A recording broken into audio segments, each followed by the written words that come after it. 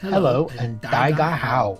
I'm Richard Songbird, and this is Hard for Cement. In this episode, I am going to show you how to make a garden sculpture that's a mushroom using a process called Cottonstone, which I began developing in 2022. Here's an example of a finished mushroom. The one we're going to do has a bit of a different shape that I want to try out. But I really like how the first one turned out. And so you'll be watching in this live stream, you'll be watching the second one take shape using the Cottonstone method. And what's really cool about Cottonstone is it only requires 3 simple ingredients, which are water, cotton cloth, and cement powder. So with these 3 simple ingredients, you can make some pretty cool looking sculptures, including not just the mushroom that I just showed you, but also something like this fertility pot.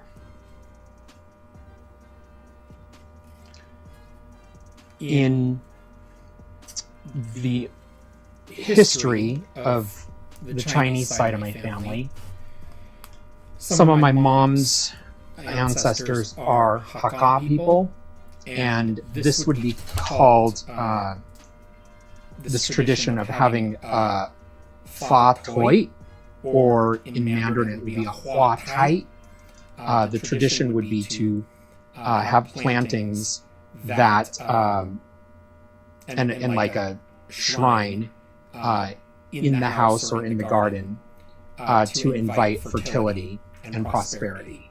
And so you would plant things in there for that purpose.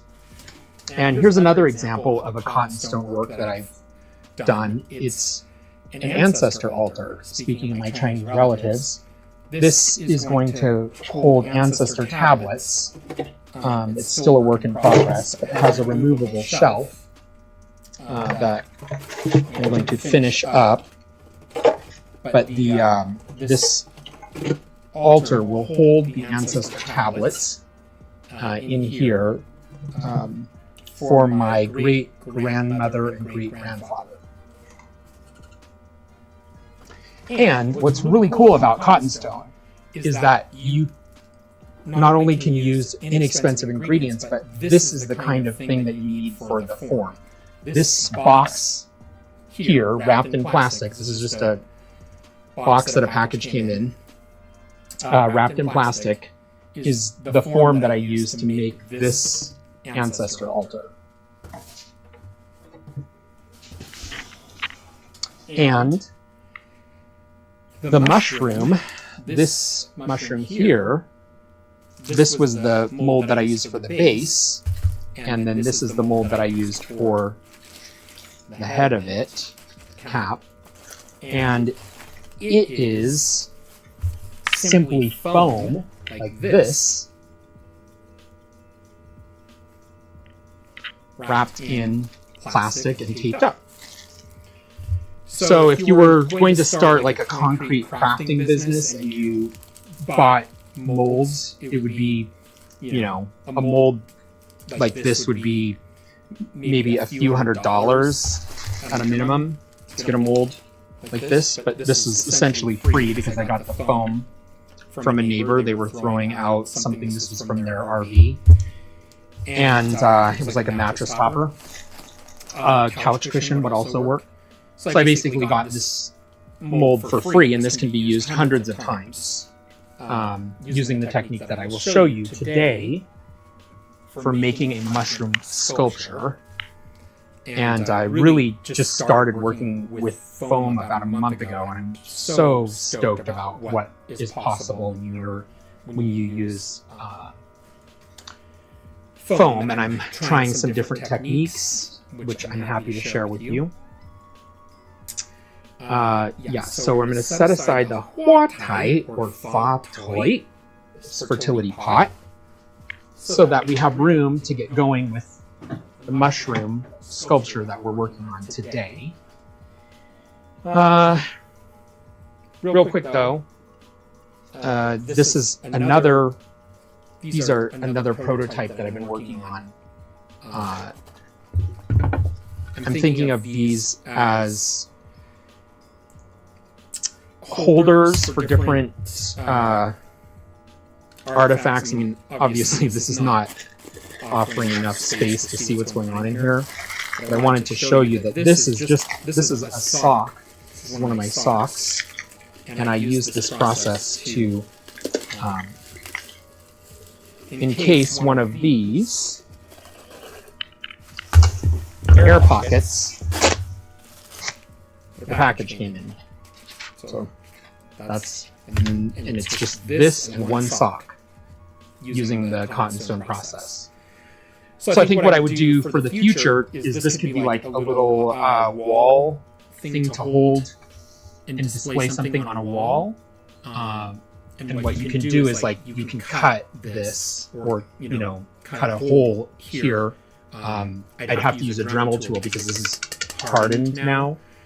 But in future, when I cast one of these or form one of these, what I'll do is trim it when it's still in what I call the leather phase. So that's within 12 to 16 hours after you form it, and you let it cure like overnight. The next morning you can go through with a pair of scissors and cut things out of it if you need to.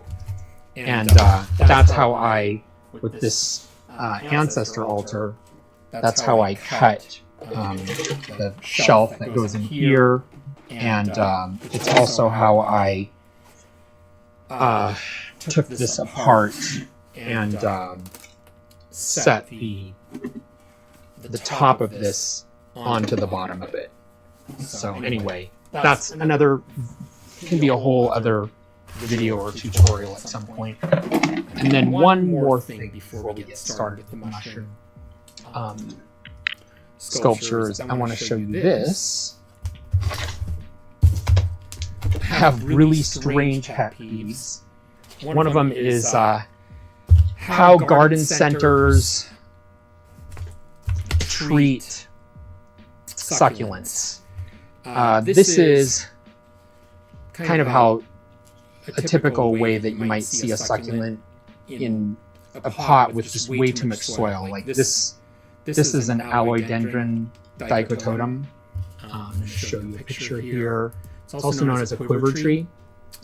And it's, yeah, isn't that cool? So these are found in South Africa, and they grow, they're like as big as a tree in South Africa. I live in the maritime Pacific Northwest, so this will not grow outdoors successfully except during the summer. But my idea for the future of succulent presentation in the United States of America and all around the world is that we would use shallow pots that are custom made by Cottonstone artists and that are designed with a shallow bed, because it's not necessary to have it be in a thick pot like this. So in a future episode of Hard for Cement, I will, just checking the chat, in a future episode of Hard for Cement, I will go through and plant this alloydendron dicototum or some other succulent to show what it looks like. But I just love how this is like a slice of to me it looks like a slice of a desert. I just think this is a much better presentation for succulents. And garden centers should not do these like pots like this, which are boring and too tall, too much soil, more soil than the succulents need. And they should do ones that are more like that one that I have in mind. And I have other examples that I can show you. So, on to making our mushroom.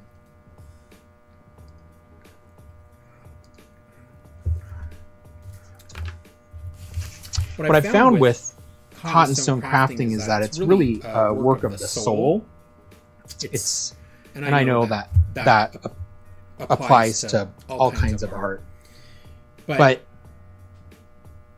what I love about this is that it calls on the imagination in some pretty profound ways. What I have to say is that I would not be able to do this live stream if I hadn't gone through some kind of work of personal transformation to gain the confidence to talk about Cottonstone in a public way, and to just make myself available to people, and to be able to talk about something that means so much to me. And it's not just the Cottonstone, but everything that it represents. So that'll come out as we work. But the really cool thing about Cottonstone is that the cloth that you work with can, if you choose, it can be invested with a lot of meaning in the hours or days or weeks even leading up to the creation of something like the mushroom sculpture or this altar here. Because you can work with the material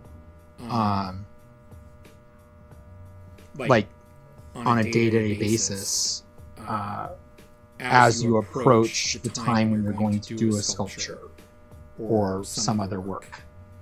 And you can talk to the material, you can communicate with the material, and you can get messages about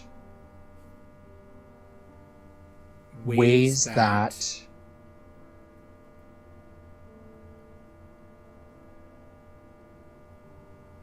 how do I say it?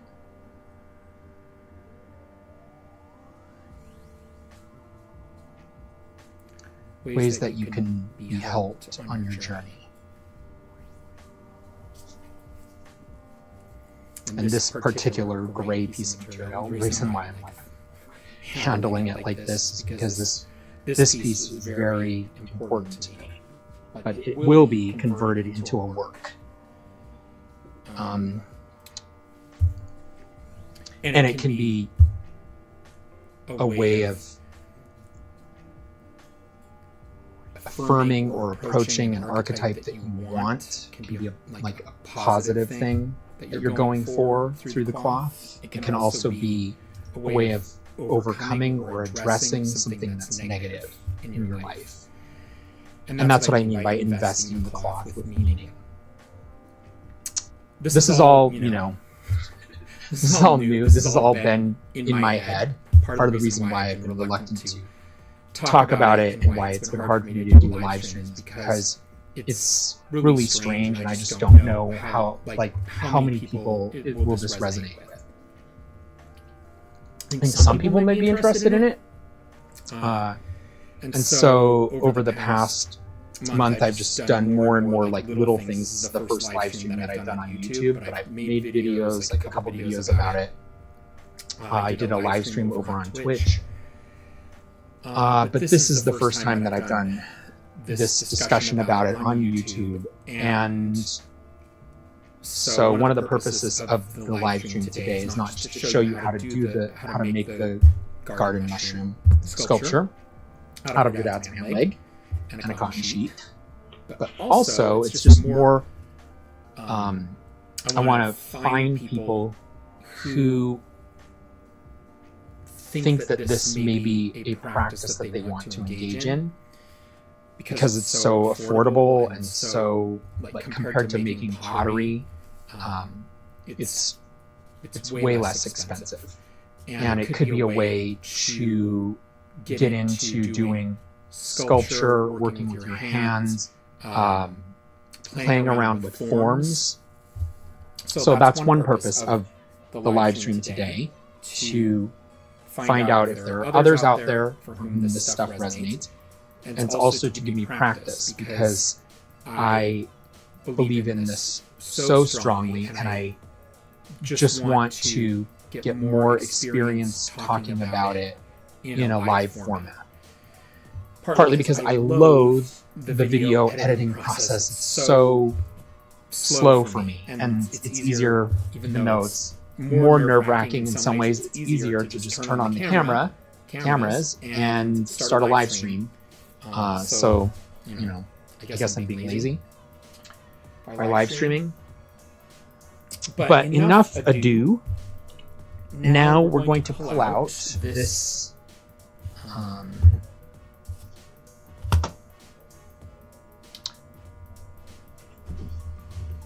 pull out our swamp vessel.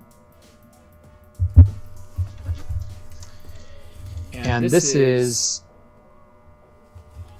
has 4 containers, 4 of these like yogurt containers of cement powder.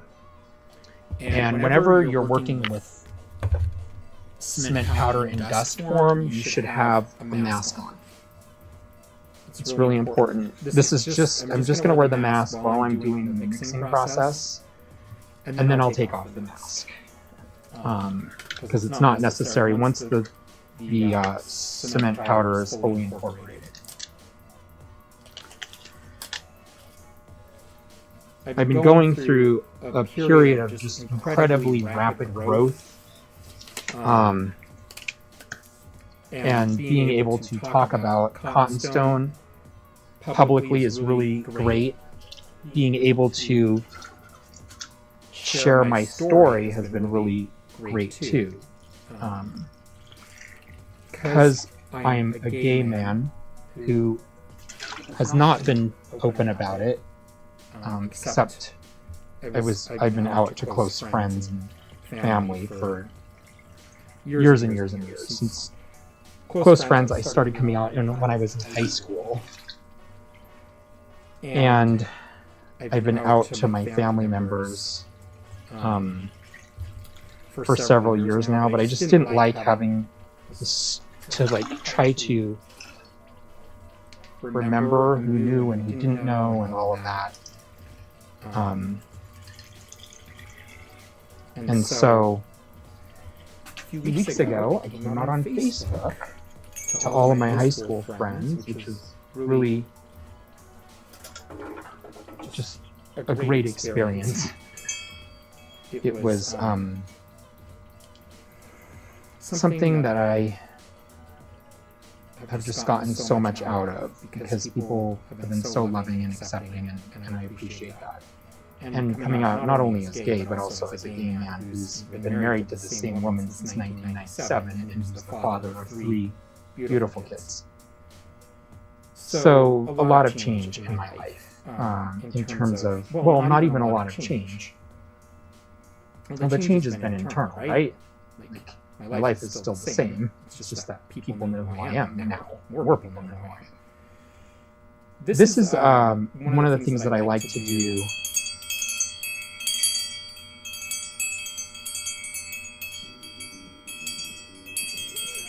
To the primordial soup. Helps encourage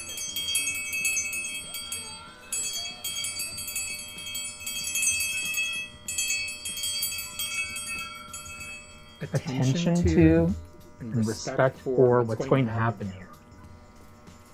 Because this is a rite of creation and destruction. What happens here is something, the material will be changed forever. The arrow of time moves in one direction, and this is going to change the material forever.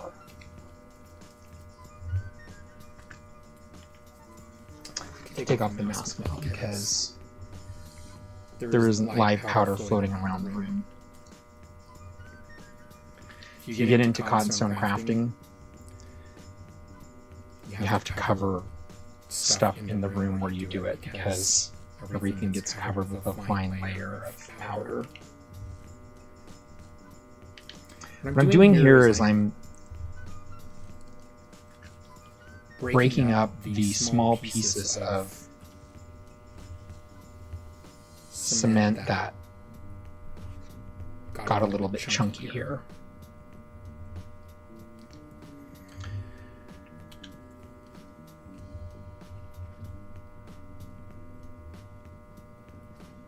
I feel like I should have the microphone right up to the swamp so that you can have an ASMR experience.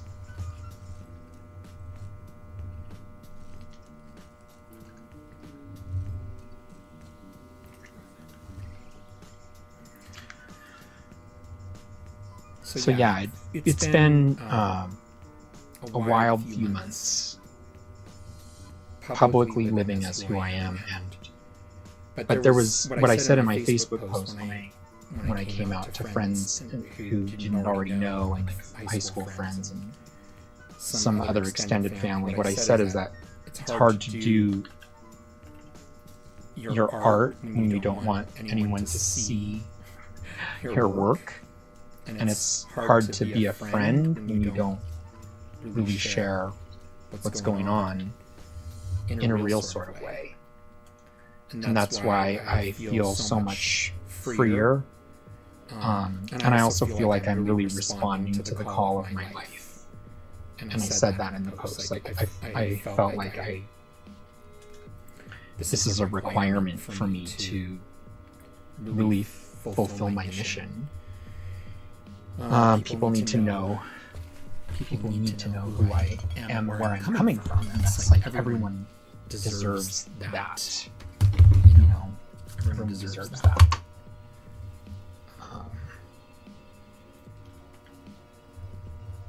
And it's a way to. I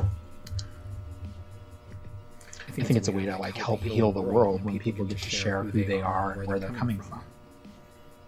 And it allows me to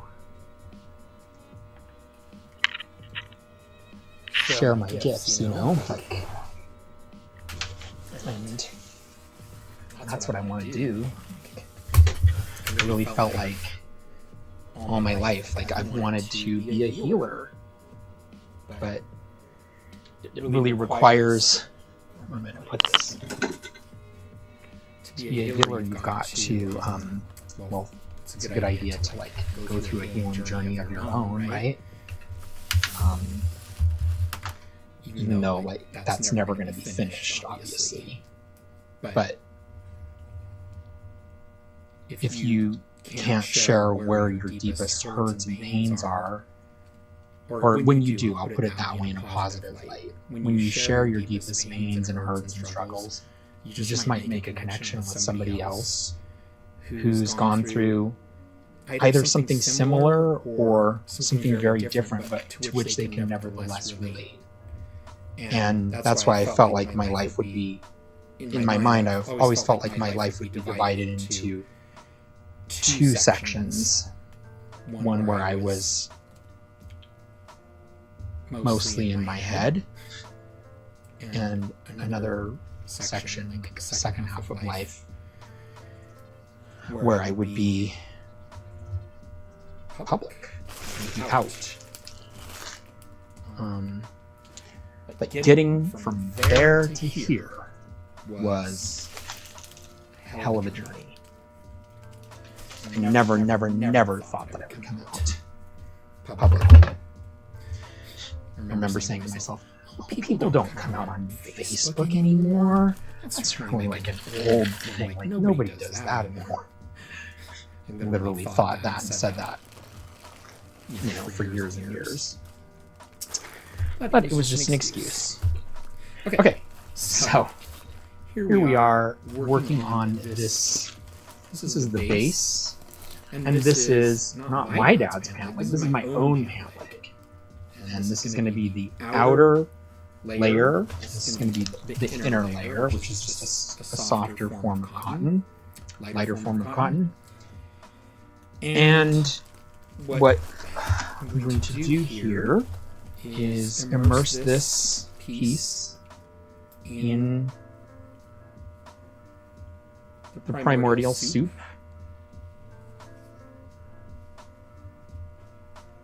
Yeah, just getting it completely immersed.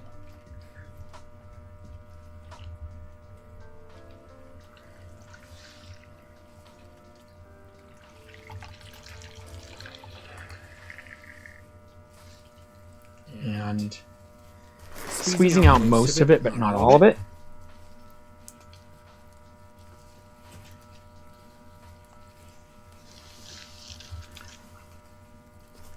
So with Cottonstone, I really would like to have something like a cult that anyone who's interested can be part of, and like everyone can be a cult leader with Cottonstone Crafting. It's not like I'm the leader. I do not want that responsibility. I would love to be a co-facilitator with you or anyone else who may be interested in Cottonstone Crafting. I really feel like we're just not going fast enough with healing, like helping people heal. People don't have access to like mental health resources and counseling because of insurance and other issues. There's waiting lists, and also it's hard to find somebody who's a good fit for you.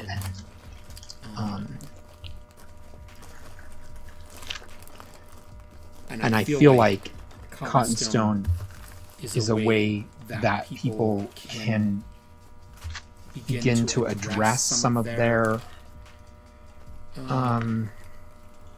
hurts, traumas, and also just goals. Like, it doesn't have to be in a frame where there's like some deficiency or pathology that you're working on. It can be Cottonstone can be used, and I have used it this way, where I've really tried to center energy that moves in a direction I want to go in the cloth, and then it's worked. And because I'm practicing alone, I don't have I've just really felt like I could benefit from having a community of people who are also practicing and who want to join this journey.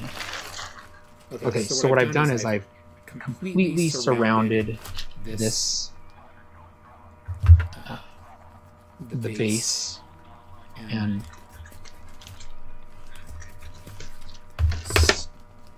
it's a good idea to have a pair of wet scissors. Wet scissors being ones that you can use to cut material, spin through the swamp, the primordial soup, and a pair of dry scissors. And what I'm usually doing here is just going through and trying to loosen up places where the material is bunched up. It doesn't make a huge amount of difference here on the base layer, but it will on this second layer. What I'm doing here is I'm immersing the pant leg. This is an old pair of like Gap khakis that I think that I wore them. I'm pretty sure this is a pair that I wore so many times that the crotch ripped out of them. I'm getting this good and soaked on the inside.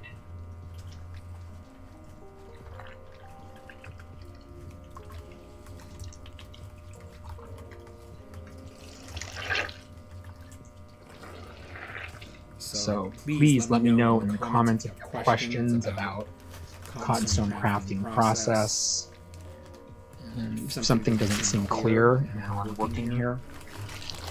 Okay, because this is this foam, I can squish it down. This pant leg was like pretty tight for here. It's like skinny jeans, skinny khakis. So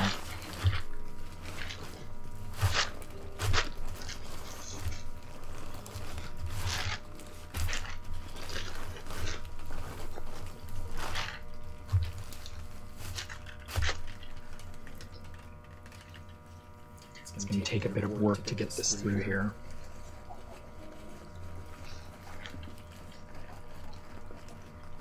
It's kind of like the opposite of giving birth. It's like squeezing this back in.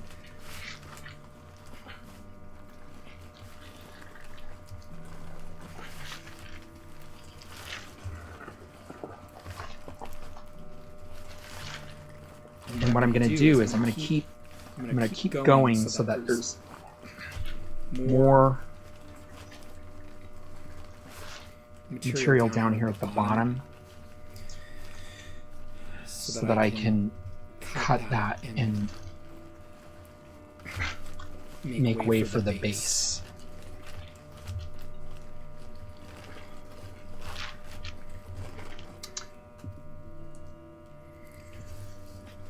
So I have to make a living from cottonstone. Otherwise, I'm going to need to get a real, quote-unquote, real job. But I feel very much like this work is my mission in life right now, and I want to be part of people's journey to find meaning in their lives. And Cottonstone offers meaning and then some. Every day I'm just astonished as I'm working at the kind of insights and connections that you can make when you're working with Cottonstone. What happened is, I think, this layer, our first layer, really got bunched up in the middle.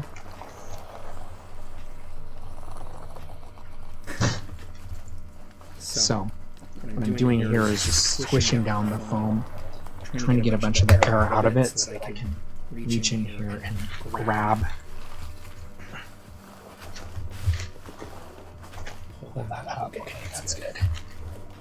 I gotta do that. Here on the other side too. It's not very good TV. I don't think the angle is great. Use a camera operator who could come over and move the camera as I'm working. But we're just going to make do here. I'm trying to get this inner layer. I want 2 layers at least. So there's an inner layer of cotton and an outer layer of cotton. I want to have those at a minimum. Sometimes I go with 3 layers. I guess try to show you what's going on here. It's kind of ugly. Don't tell me I'm gonna have to pull it out and start over. No, there we go. Okay, so here's that inner layer. There we go. So what I'd like to be able to do, if people are interested in doing Cottonstone crafting, you don't have to approach it from with the kind of focus on the potential of the material to enact or support alchemical transformation. It doesn't have to be quote-unquote deep. I mean, some people may just want to craft with the material, and that's fine too. I'm calling it a cult, but it's the most relaxed. I'm like trying to help nurture the most relaxed cult possible, where people can just come and go as they please. It's non-coercive, and people get what they want out of it, or don't get involved at all. I mean, it's not a requirement. It's not like the cults of yesteryear, where people say that you're going to be eternally damned if you don't follow the cult's teachings, and they would make all kinds of threats. And that's still how people maintain control of some like high demand religions and cults to this day. But if you got involved with Cottonstone now, it's like getting in on the ground level. As a quote-unquote cult leader of this burgeoning movement, to make Cottonstone a thing. I think that's pretty exciting. Okay, so here's what's going on. On the bottom side, I got the top. Up here, there's a complete layer, but down here we're still struggling a little. Just needs to be tightened up a bit.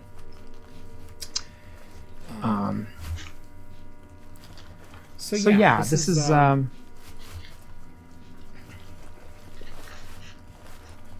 mean, people have all kinds of ways to get by and cope with things and overcome challenges. Cottonstone happens to be the way that I have been able to confront some of my deepest anxieties and fears, and it's just been a real outlet for me, and it's also really been a way to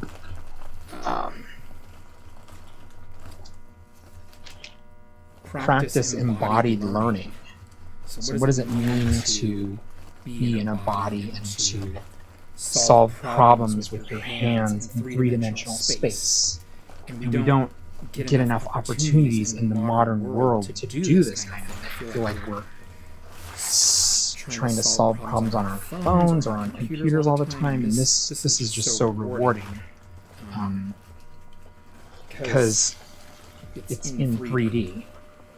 And that's another thing that I feel like makes Cottonstone a valuable addition right now to artistic practice. This idea that we are, in some ways, artificial intelligence and how AIs are getting so good at doing visual art. Artists are being chased, like pursued or pushed into doing things with our hands and out here in space.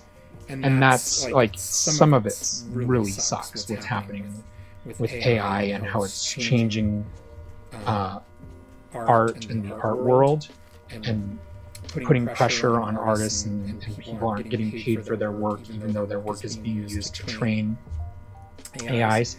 That really sucks.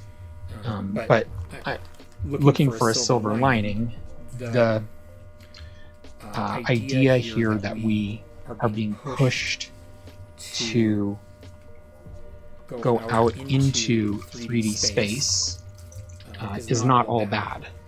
I feel like this is a place where we can go and have a bit of a head start, because I don't see in the near term, I don't see robots being able to make sculptures like a mushroom, a mushroom garden ornament out of your dad's pant leg. I don't see that happening right away. We have a few years before they catch up to us. And besides, that's not entirely the point of this. Part of the beauty of Cottonstone and just the alchemical aspects of it is that this is a way to work with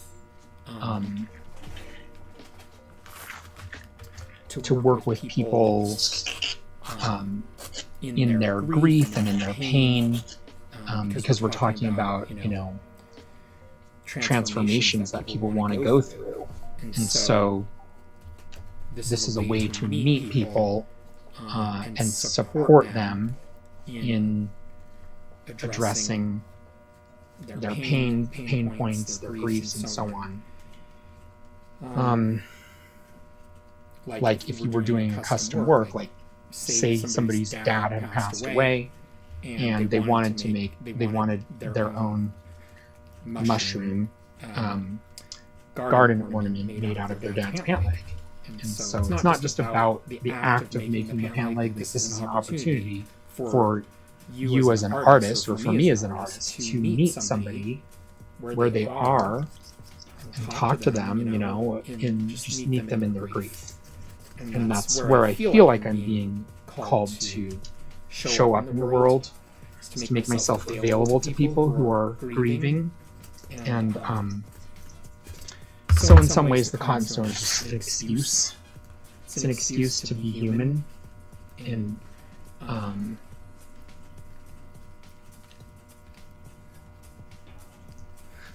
mean, we shouldn't need an excuse to be human, but I feel like we do. Okay, I'm really happy with how the base is looking. And I mean, I made it harder than it needed to be with the whole fiasco of trying to get the inner layer to stay where it was supposed to. So I've kind of finished the bottom here. See that? Bottom is kind of finished.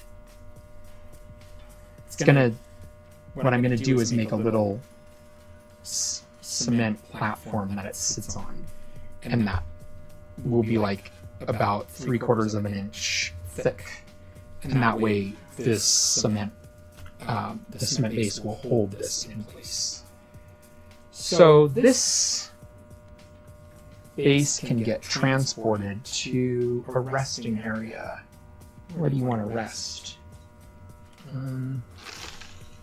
I guess we can just rest here on the floor for a bit.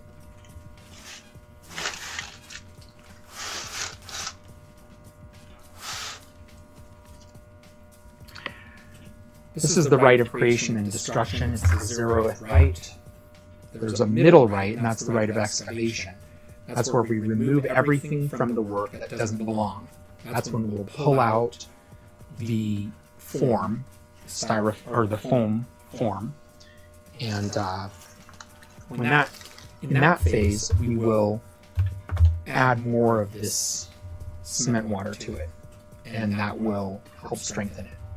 We'll add more cement water to the inside and like a light on the outside.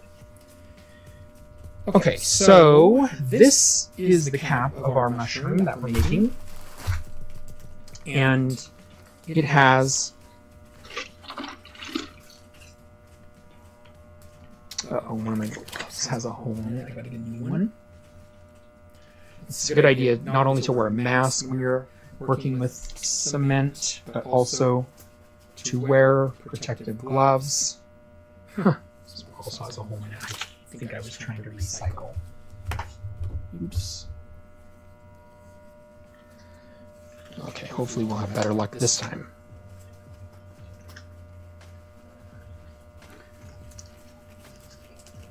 Okay, now, the design that I came up with to make the mushroom cap involves this cap on the cap. So, I'll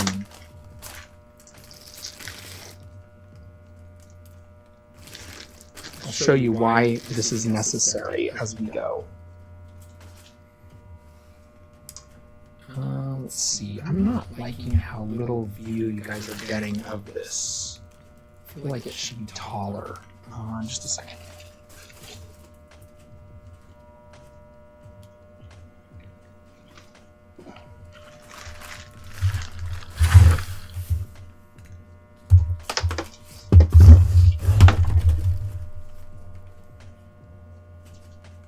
It's pretty tall. It's like too tall, but I'm just going to make it work because it's important to me that you guys see what's going on here.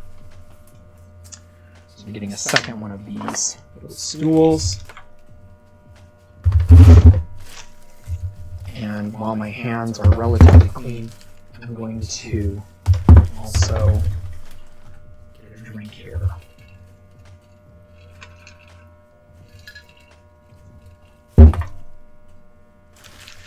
Okay, so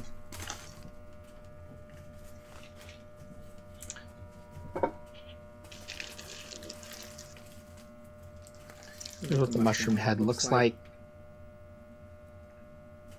And I believe what I want to do is start on the bottom. Yeah, start on the bottom. And I've pre-cut some of the cloth here so that it can go. I mean, I made some cuts in it just to make it easier.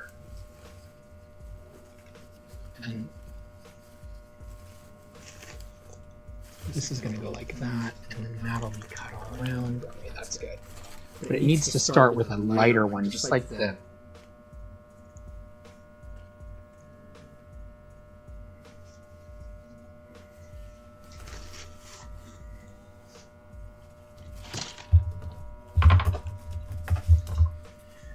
Yeah, just like the base, we have to start with a lighter material and then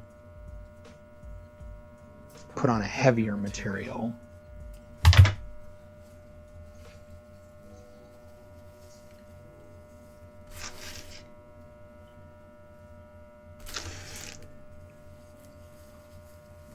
Okay.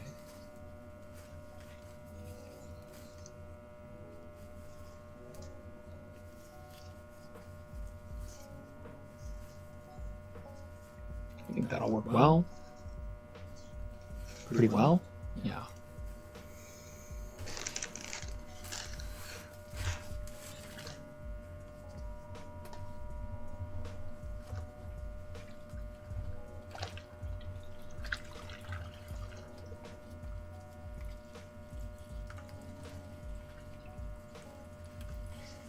The cottonstone with the foam is really revolutionary. As I said earlier, this is a technique that I just started developing about a month ago, and it's really has tons of potential to transform and add to what you can do. One of the things that I want to do next is make a frog form. So for a frog planter, I want the probably it'd be like probably going to be a frog with a big mouth, and the plants can be planted in the big mouth. That's what I'm thinking. So I just sometimes if I have trouble sleeping at night, I'll contemplate forms, and one of the things that has been fun working with Cottonstone is just thinking about the idea of where do forms come from? Like, are there ideal forms that are out there, and we're just trying to bring those into being? Like, and where do even ideas for art come from?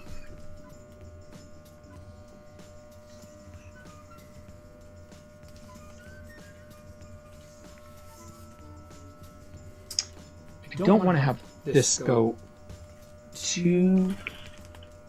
I just want it to kind of come to right here. So... and the same goes for over here. I don't want it to go up too far. Dry scissors are needed.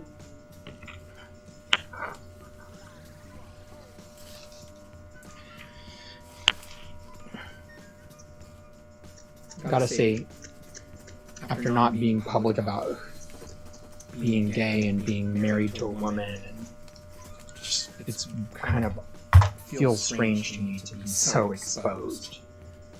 So, what do? I just make it worse by not even wearing a shirt. I mean, if you're gonna feel naked, you might as well go most of the way, right?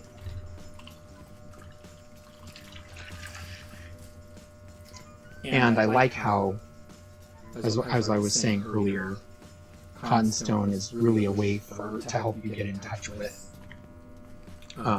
sensuousness and embodied, what it means to be embodied. It doesn't mean I'm going to go splashing myself with cement water. But it does mean that when the cotton cloth is, before it's been processed, you know, it's okay to like kind of wrap yourself in it if that helps you feel better. that might be part of your healing journey. If you're using the cotton cloth to get in touch with some feeling, it can be helpful to feel the cotton cloth against your body. And I've been known to do that as part of my process. I put the cotton cloth under my pillow at night sometimes to help me with dreams and help me access messages and material that I need in my waking life. I'm a little bit nervous because there was a spider that got on me. I think it's just my hair. Yeah, I had a spider on me the other day when I was standing in this very spot. Spider visitor.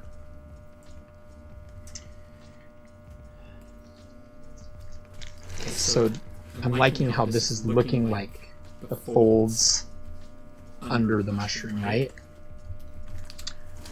Seeing that? Really liking that. I'm gonna do one more. This piece is gonna go across.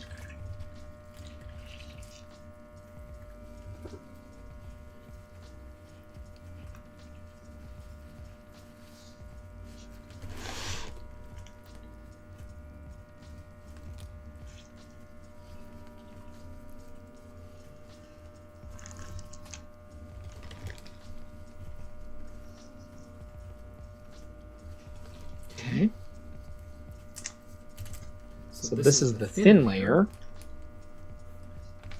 Now we have a thick layer that needs to go on. Let's save this, set it aside just in case we need it. I don't think we do.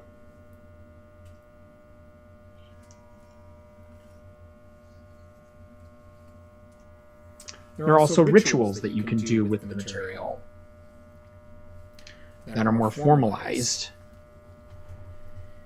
This orange and white cloth here that I'm using went through something that I call the dragonhide ritual. And it's a modification of a ritual that comes from my Hakka ancestors from China. And I can demonstrate it or show you how to do the dragonhide ritual if you're interested. It's a way of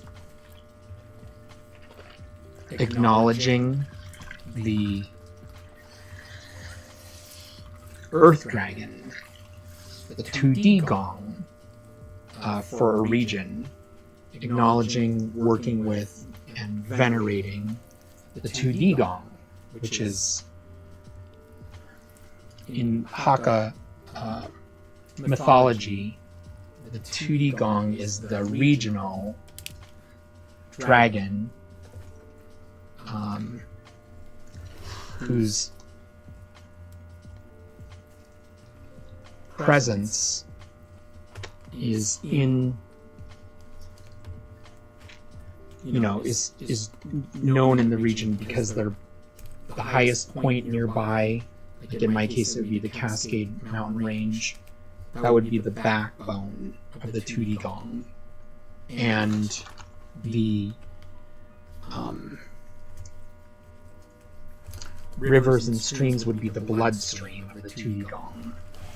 And the trees and grass would be the hair of the 2D gong. And this dragonhide ritual that I developed is a modification of that. It's a modification of the veneration that the Hakka people will do for the earth god.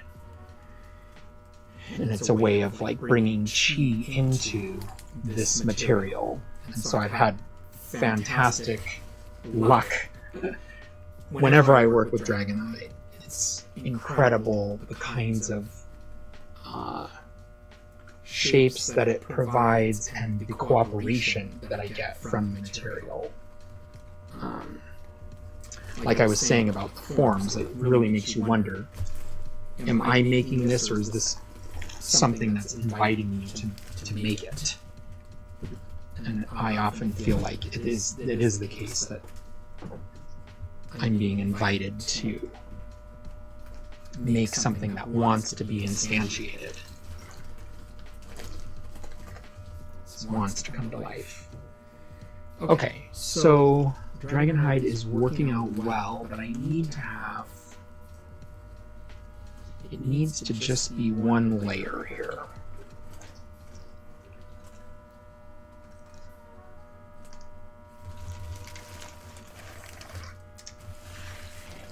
But I learned something making the first one, and that is that I don't need to be too fussy about trimming it here. I just want it to lay nicely all around.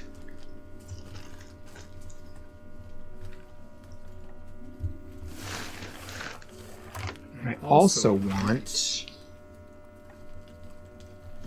to make sure that this hole stays there. So yeah, last time I had a jar that it sat on, so that the hole, the base of the cap, the bottom of the cap would stay where it was supposed to. Okay, so I think I've done as much as I can here with this layer.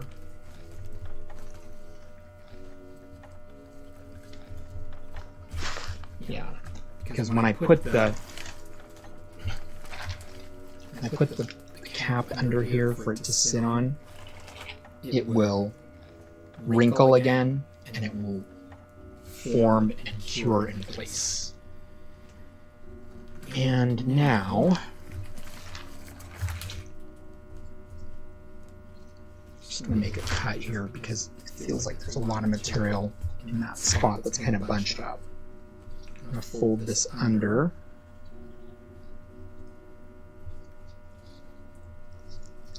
Okay. And now it's time to put the cap on. Plastic cap.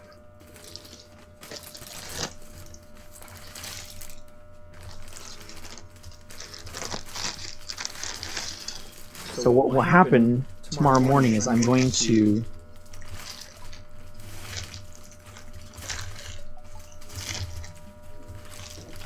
remove this top part that we're about to form, take off this plastic cap,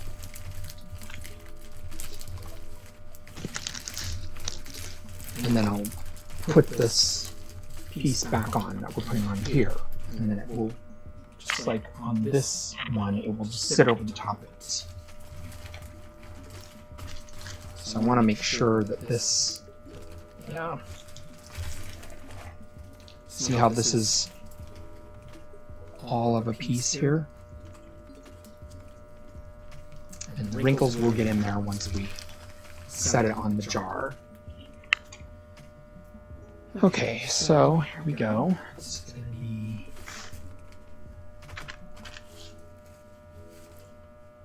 top. Yep, that's good.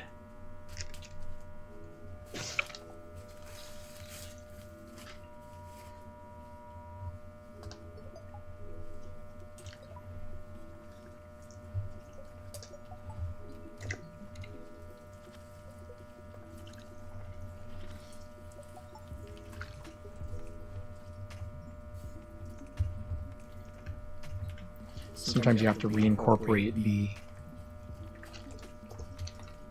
cement powder, the cement it's kind of like, it pools at the bottom, so you can use the cloth to reinvigorate the primordial soup as needed.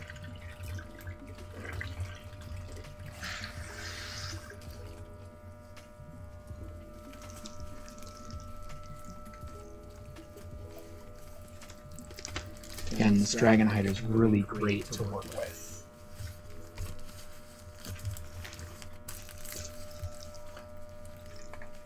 And I can show you the Dragonhide ritual if you're interested. It seems like an especially fun thing to do if you have little kids, because It involves summoning the dragon. Like, you lay the cloth down on the ground, light candles around, and then you summon the dragon, and then you use like branches or bamboo, fresh bamboo sticks to tickle the dragon. So you run it across the cloth that's on the ground to tickle the dragon,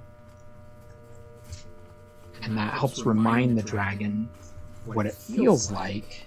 Oh, when you're doing the ritual, when I do the ritual, I set it up on I set the cloth on a place that has pavement or cement, so it would be a place where there's been a blockage of chi.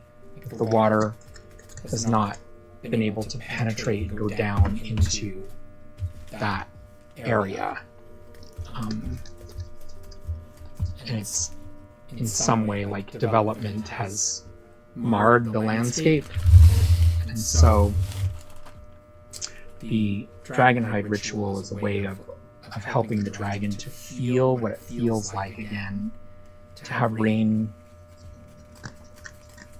rainwater pour down, to have chi flow. So yeah, it's like a reawakening of the reawakening of the 2D gong. And I think that the 2D gong appreciates that. And I think that the 2D gong welcomes humans who are acknowledging the role of nature in their lives. That's what's so powerful about the dragonhide ritual, in my view.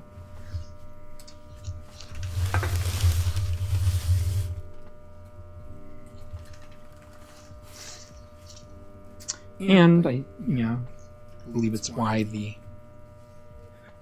2D gong likes to cooperate with Cottonstone Crafting that involves the use of dragonhide that's been prepared in such a way.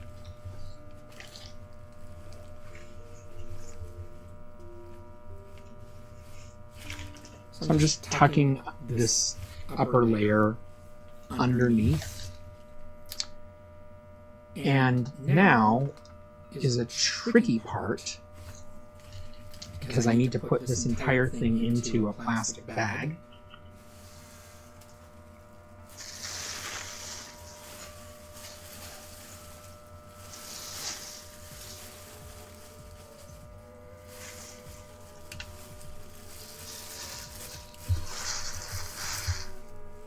And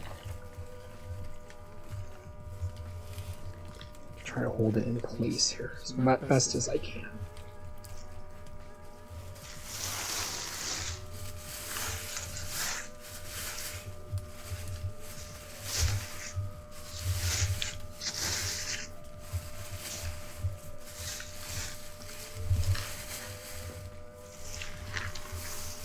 In many ways, when you're working with Cottonstone, you just have to trust the process. I don't know. I'm kind of skeptical in some ways about how this is going to turn out. But I often find that I'm skeptical and then delightfully surprised by how good the product is at the end.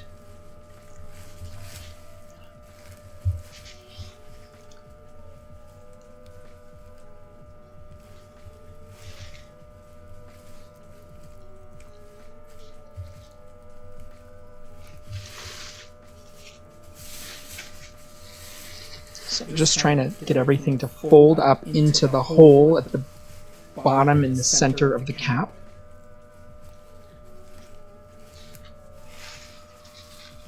And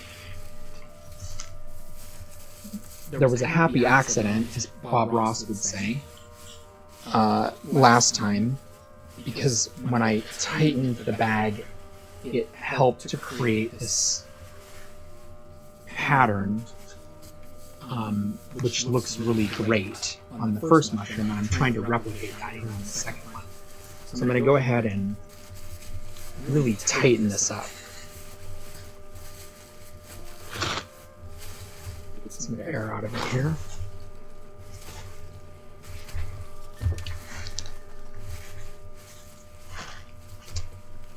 Yeah, I apologize for the camera setup.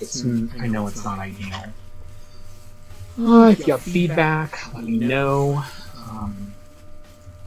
about ways to make these live streams more useful for you. My plan is, if I can raise some money by having people contribute what they can to the International Guild of Cloth Workers,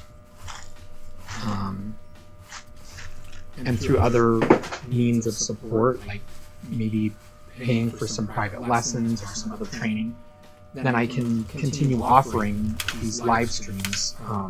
Most of the time the content will just be free, because to me it's really important. Like, we need to heal. We need to really scale up how fast people are addressing their traumas, and pursuing their dreams. It's not just, it doesn't have to be purely from the lens of dealing with pathology. It can also be helping people develop the confidence to practice their art, to heal themselves, to heal other people. That's what I want to do. That's my mission. But I need support. One thing about me having such a rich imagination is that I already have imagined that I have an income from this, and I don't. And that's the reality here. And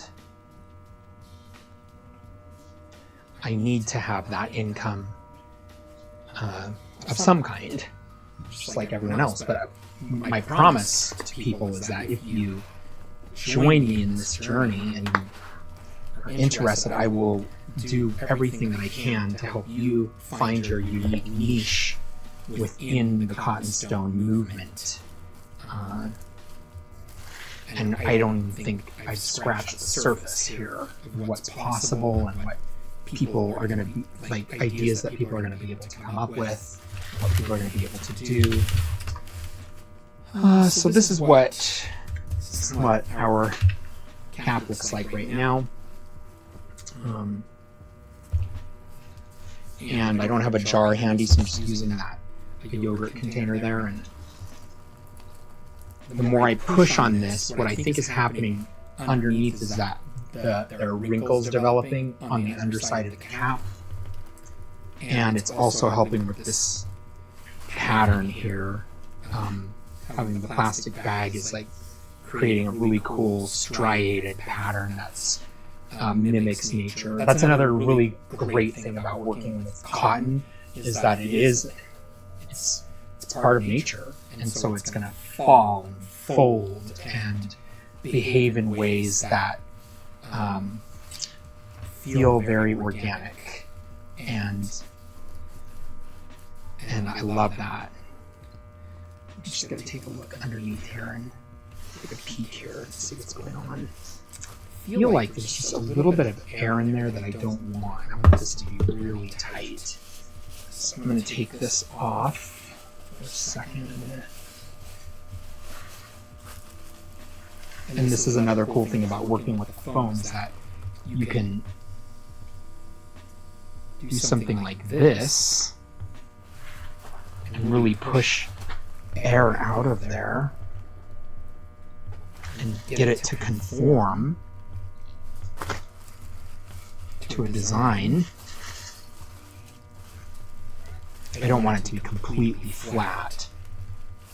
There's so much material that it won't look great if it's completely flat, but I do want the bag to adhere pretty tightly to the surface.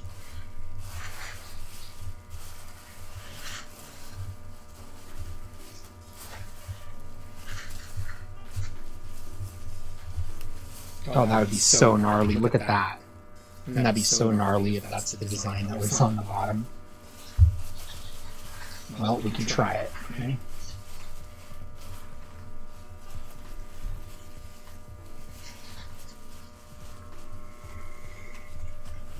So I realize it's kind of probably a little bit boring and slow watching this entire live stream for most people. But I also feel like there's some few who will want to see an artistic process in a fuller form, because usually when we see an artist's work, we just see the finished product and maybe a glimpse of the artistic process. So I felt like it wouldn't be the end of the world to show what it's like from start to finish, even as I'm problem solving and all that. I love how this looks. I think it looks fantastic.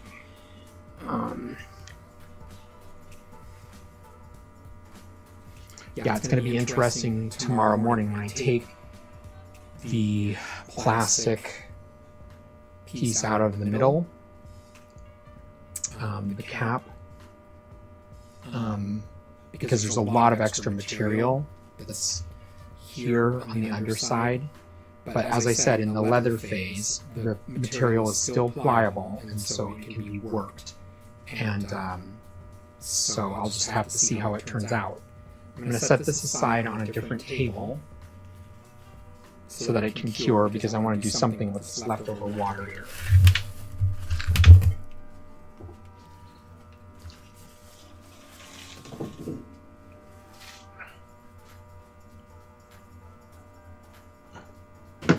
And I will be right back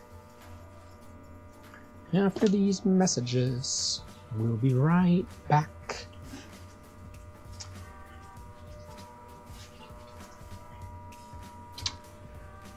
So what I'm going to be doing now is using this leftover water to put a finishing touch on one of the works that I started a few days ago.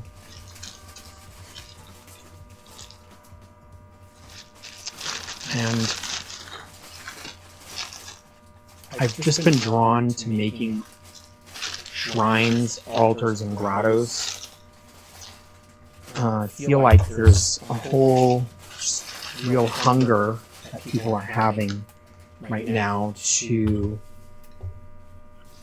access something larger than the human realm, and that's not a surprise, because it's been a natural part of human history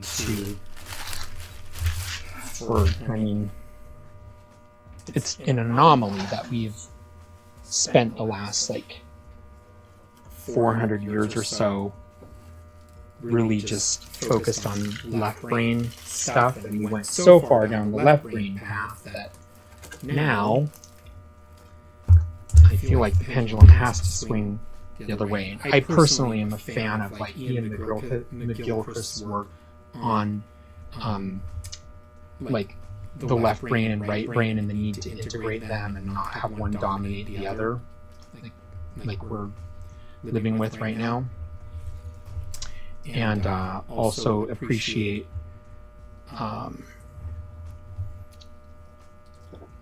Patrick Harpour's understanding of the role of imagination, the importance of imagination. And I feel like we're entering a new romantic period where we give as much credence to the products of the imagination as we do to the products of reason. And it just makes sense that this is a way to approach, a good way to approach life. It's a fuller, richer way to approach life. And in that vein, I started working on this about a week ago. The idea came to me, and this is what I did on my Twitch stream. Where the heck is that box? this is the box that I used as a mold to create this. So it was this simple box wrapped in plastic. And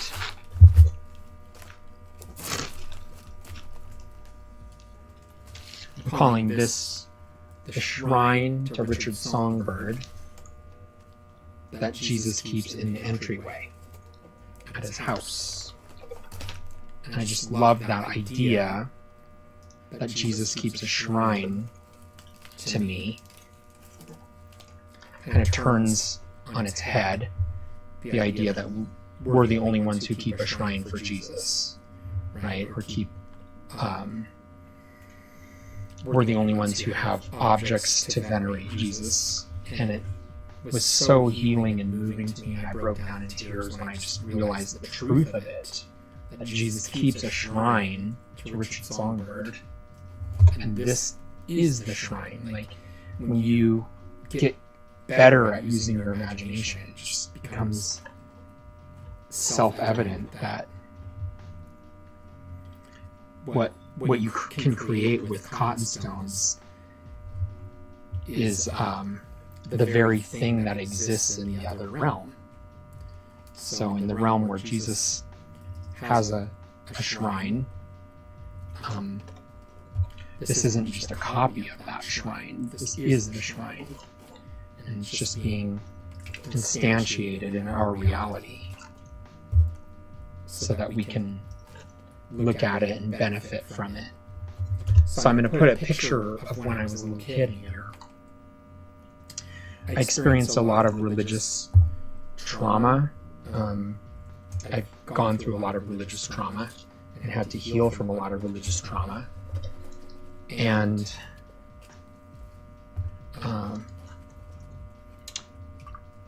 so it is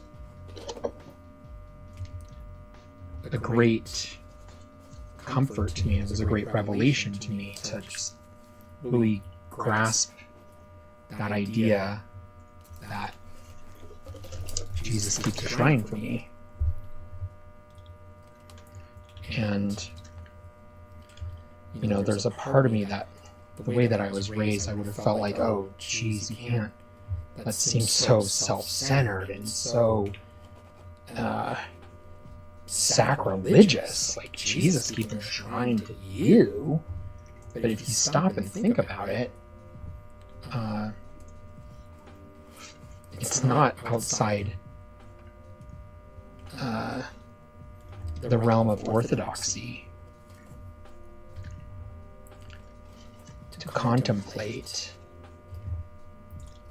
how much Jesus, or whoever, if you have a higher power or somebody who divine, you know, somebody divine who's looking out for you, could very well be that they have a shrine to you. You can use your imagination, and it doesn't mean that you have to take everything literally, you know? And truth isn't always literal. Something can be a truth even though it's not literal. I feel like we're casualties of the modern, like, scientific view if we think that if we stop ourselves from benefiting from something like the idea of Jesus having a shrine to us.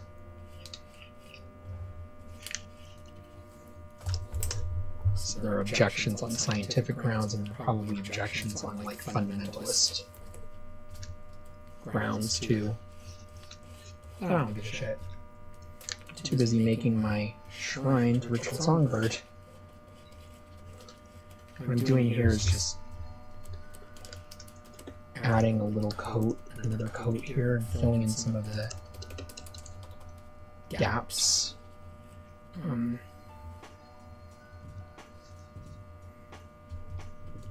And reinforcing. There's a bit of a gap there. So just like with the mushroom cap, what I did when casting this is I made a layer over this box, and then I put this the layer over the box, and then I put this over it, and I made another layer. And then the next morning, took off the top layer and flipped it over and put it over the bottom layer to make this box. I know, and some people may not be able to follow that, which is fine. I wouldn't be able to follow it if I weren't actually the one who did it. So I will make a video or do a live stream showing the process of making an altar like this if you want. The first time I did it was the ancestor altar that I showed you when the live stream first started.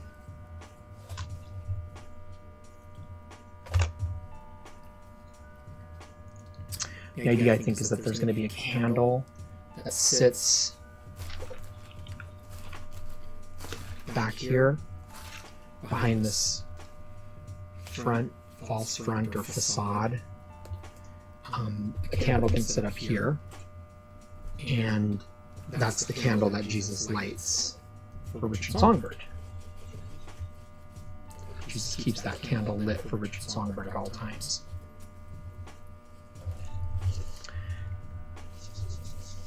And now that I'm 50, I'm finally taking my Chinese heritage seriously. And so one of the things that I've been studying for the past several months is Cantonese, the language of my ancestors, in a more serious way.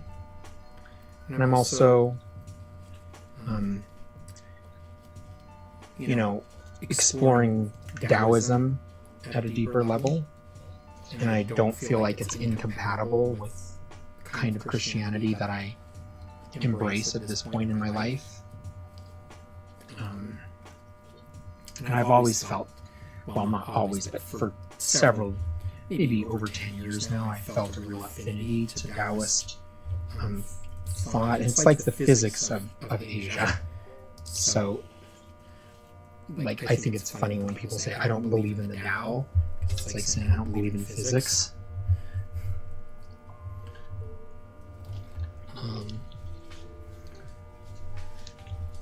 So what I'm doing here is trying to get as light of a coat as possible over the entire shrine here without getting it too thick, because I don't like the look when it's too thick. I want to scrape off some of that effect. I want it to have smoother finish, and what I'm probably going to do is paint it white. So that'll be an experiment. I haven't painted Cottonstone works before, but something tells me that this shrine to Richard Songbird needs to be white. So I will be getting out the acrylics for that process. And actually, there's a lot of extra material at the bottom of the swamp here, and the base here is a little uneven on the inside, but I want to be able to set a picture in there and have it stand up. So what I'm doing is like essentially pouring the cement floor in quotes.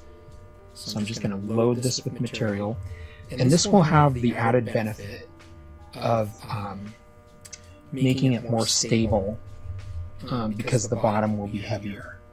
So I'm just going to go ahead and scoop some of this thick material here into the base, and when I set it down and tap it, it's going to naturally, gravity will do its thing, speaking of the Tao, and it will settle into place. And that'll be a nice smooth surface that's level with this edge here, because I'm kind of concerned about that, because I'm going to set a picture of myself in here, and then have a cross up here, and it'll be painted white, and there will be a picture of me when I was a little kid, and then this will be the place that Jesus goes to venerate Richard Songbird, and I'm so grateful for that. I love that. I feel so... Oh, I just feel so special. I feel so special. So connected. Because that's happening like at all times and at all hours in my cosmology. Jesus is like perpetually venerating me, and that makes me want to return the favor. So that's, you know, that's one of the arguments in favor of doing a shrine like this. And also there's this sense that I think we have about religion in modern times, where we feel like we don't have anything left to give. So sometimes it feels good that, and it's consistent with, you know, with scripture, that we give because we've first gotten a gift, so then we give back. So this shrine can be the gift that has already been given to me, if you want to think of it that way. So this is coming along nicely. There's still like a bit of a crack that's visible here, the seam. I guess it was up here, but I don't care. I feel like I wanted it to look sort of primitive and handcrafted, and it does. That's what I was going for here. Obviously, it is handcrafted, and so I'm happy with how it looks now, and I'm going to set it aside so that this floor can cure. Oh, one thing I want to say about creating Cottonstone works is be really mindful for the potential to see apparitions and other designs that can show up. So when you remove plastic or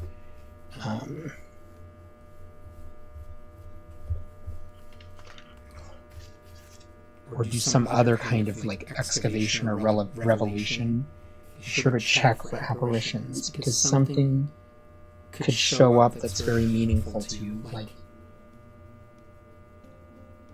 an apparition of the Virgin Mary.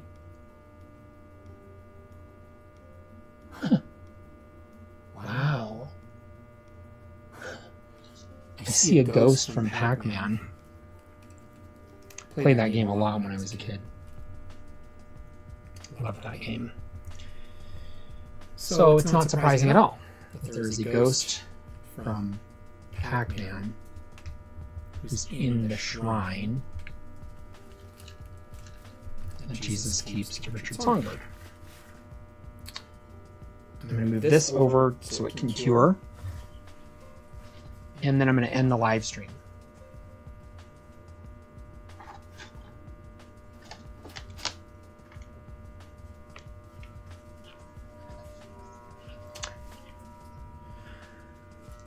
I want to thank you for watching and invite you to reach out if you have questions about Cottonstone, and let me know if you want to join the guild, the International Guild of Clothworkers, and get in on the ground floor of this exciting art form and means of transformation. Take care. Take good care.